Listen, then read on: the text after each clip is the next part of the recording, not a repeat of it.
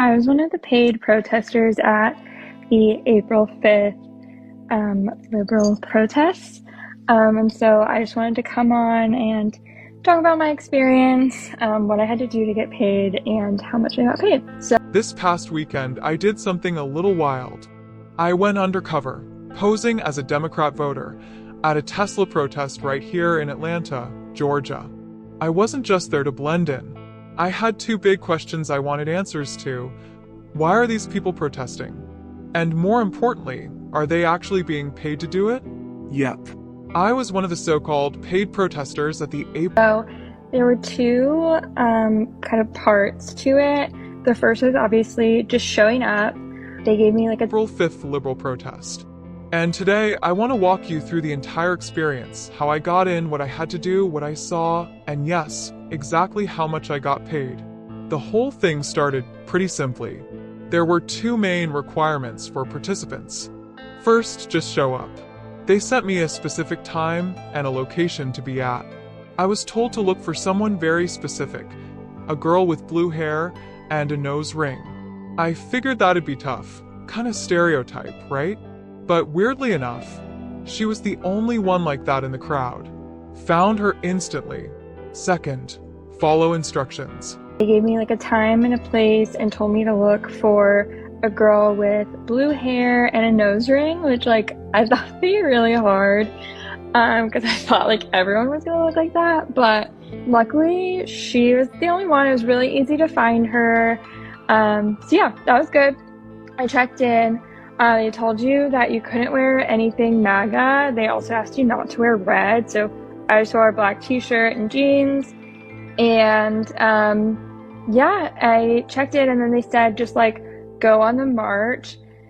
And then at the end there would be like a questionnaire to answer. Oh, and then the other thing is they said they would pay extra if you brought a sign. So I did bring a sign. Again, same thing, like couldn't be MAGA, had to like be in line with like the liberal agenda.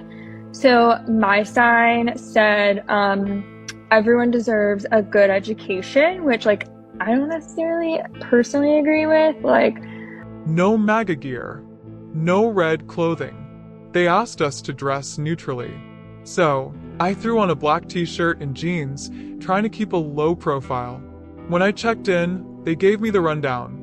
Join the march, blend in, don't say anything that doesn't align with their message.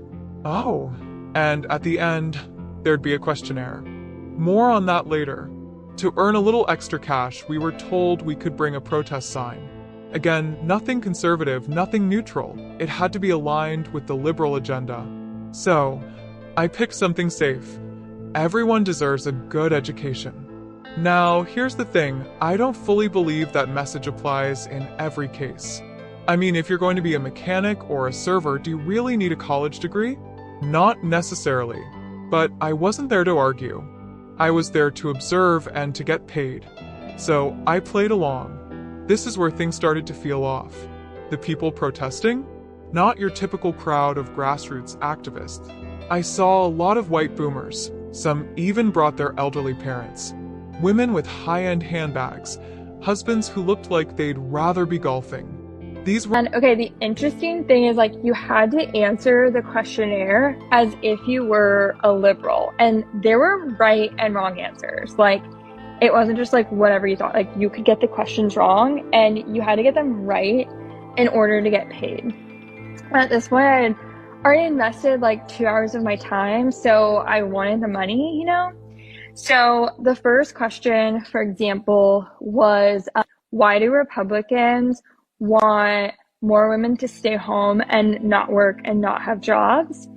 And again, I just kind of like had to put myself in like their mindset. So I wrote basically like if women don't have jobs or job experiences and they have to rely on men financially, and that gives men a lot more control over their lives. For example, like, you know, if like broke college kids or angry revolutionaries. This didn't fit the profile of people struggling under an oppressive system. These folks, they looked comfortable. like brunch goers taking a stroll with signs. Now here's where it really gets strange. At the end of the protest, they gave us a questionnaire. But it wasn't just a survey. This thing had right and wrong answers. You had to answer as if you were a liberal, think like one, speak like one. Otherwise, no paycheck. For example, one question asked, why do Republicans want more women to stay home? Now, if you're conservative, you probably have your own answer to that. But I had to channel the liberal mindset. So I wrote something like, if women don't have jobs or job experience, they're forced to rely on men financially. That gives men more control over their lives. In abusive relationships, for example, that can trap women who don't have the resources or job skills to leave. That answer got a check mark. But some of the others? I had to guess. It wasn't about what you thought. It was about giving the approved responses. So, what was the payout? I got $100 just for showing up and marching, and an extra $10 for bringing a sign. Not bad for a couple hours of pretending. But here's the twist. While most of the protesters didn't seem to be getting paid, the people organizing the protest absolutely were. And I'm not just speculating. Remember the college protests and encampments from last year? Turns out, many of those student organizers were getting paid up to $7,800 a month from Soros-connected nonprofits. Well, the same names are popping up here. One of the groups protesting Elon Musk, the Invisible Project, reportedly received $7.6 million in funding. Guess where it came from? That's right, George Soros. So no, the average person in the crowd wasn't collecting envelopes of cash. But the folks running the show? They're definitely cashing in. By the time the protest wrapped up, I couldn't help but feel conflicted. Were these people really out there for the cause? Or were they just playing a part in a much bigger, much more manipulated narrative? I mean, when you see upper-middle-class retirees waving signs with rehearsed slogans, you have to ask, what's real here? It wasn't chaotic. It wasn't passionate. It felt choreographed, controlled, and with major money behind it, millions flowing from political players and billionaire donors, you start to see the bigger game at play. This isn't just about Elon Musk, or Tesla, or even Trump. This is about control, influence, and optics. So, here's my question to you. Have you ever been to a protest? If so, what did it feel like? Did you ever get the sense that maybe, just maybe, the whole thing was a little staged? Drop your thoughts in the comments. I genuinely want to hear what you think. Do you believe this kind of political funding is justified? Or is it undermining the authenticity of real activism? Let's get the conversation going. And hey, if you like hearing stories that dig beneath the surface and challenge the narrative, hit that subscribe button. You won't want to miss what's coming next.